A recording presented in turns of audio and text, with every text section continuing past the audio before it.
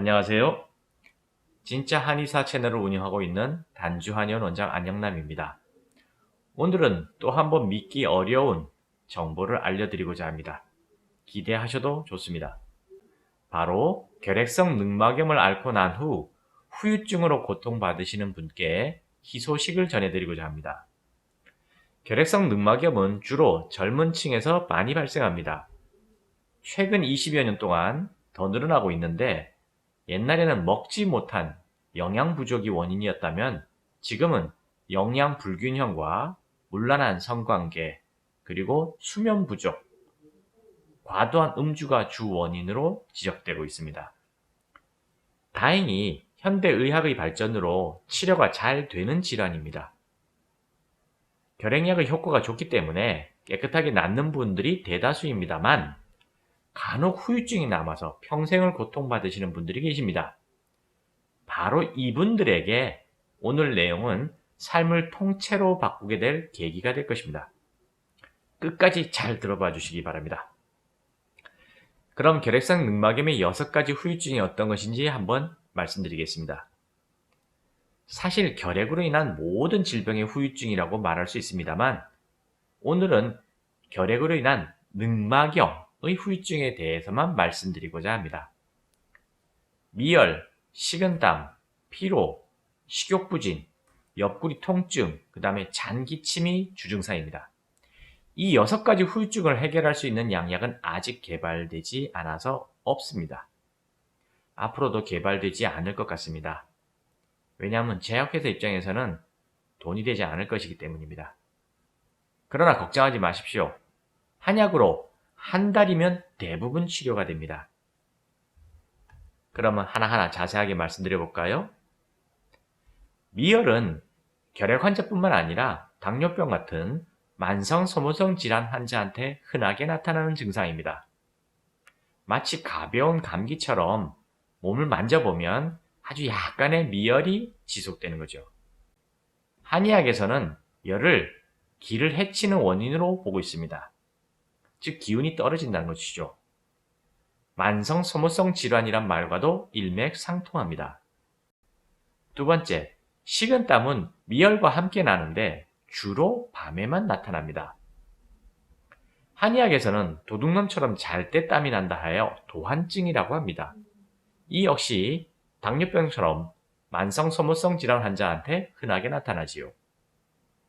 세 번째, 피로는 당연히 만성 소모성 질환의 공통된 증상이고요. 미열과 식은땀, 피로, 그리고 네 번째 식욕부진은 한 세트처럼 따라다닙니다. 잘 먹지를 못하니 회복도 더디고 만성화가 되는 것입니다. 다섯 번째, 여기서부터 이제 중요해지는데 은근하고 미약한 옆구리 통증이나 유차기 후유증으로 남습니다.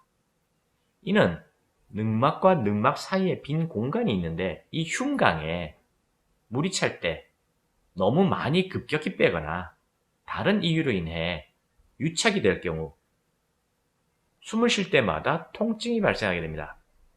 한번 유착이 되면 현대의학적으로 대책이 없다고 합니다.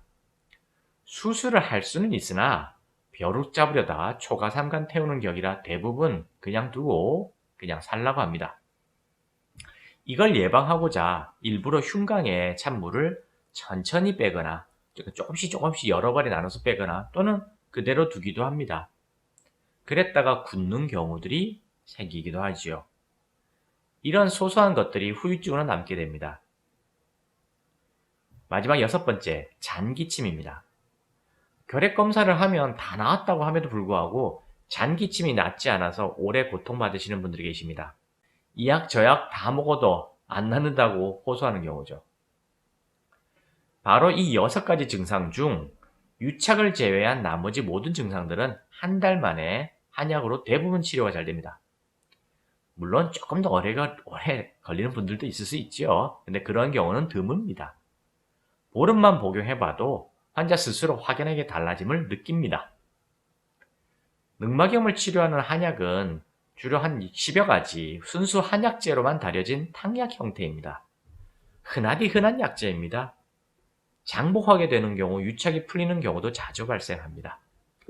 이렇게 흔하디 흔한 약제도 최근에는 환경 오염과 개발로 인해서 점점 구하기가 힘들어지고 있는 실정입니다.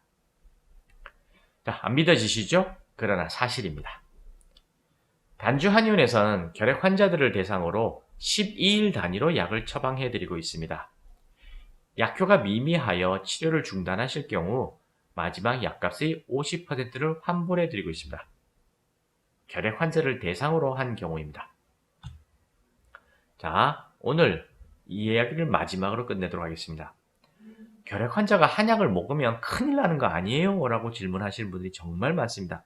아마 결핵 환자 100명이면 100명 다 그렇게 물어보실 겁니다.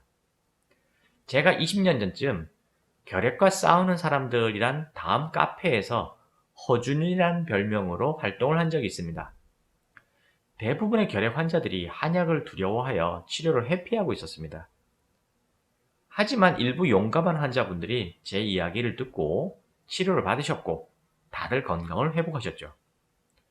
그 결과를 카페에 올리기도 했었는데 거짓말이다, 조작이다, 심지어 나는 한약을 먹고 죽을 뻔했다 라는 댓글이 달리기에 그 부작용을 경험했다는 분들을 대상으로 조사를 해본 적이 있습니다. 결론은 약국, 건강원, 스님, 목사, 심지어 이마트에서 자기가 약을 사서 직접 지어 먹었다는 경우였습니다. 어떤 약이든 제대로 써야지 효과가 나지 엉터리로 쓰면 독약이 될 수 있습니다. 거꾸로 독약도 제대로만 쓴다면 신기한 명약이 될 수 있습니다. 부자 같은 약이 대표적인 예입니다. 결핵 환자에게는 부자를 절대로 써서는 안 됩니다. 하지만 관절염 환자에게는 엄청나게 좋은 치료자가 될 수 있습니다. 그러니 정식 면허를 가진 한의사에게 한약을 지어 드시는 것은 안전합니다. 믿고 한약을 드시기 바랍니다. 감사합니다.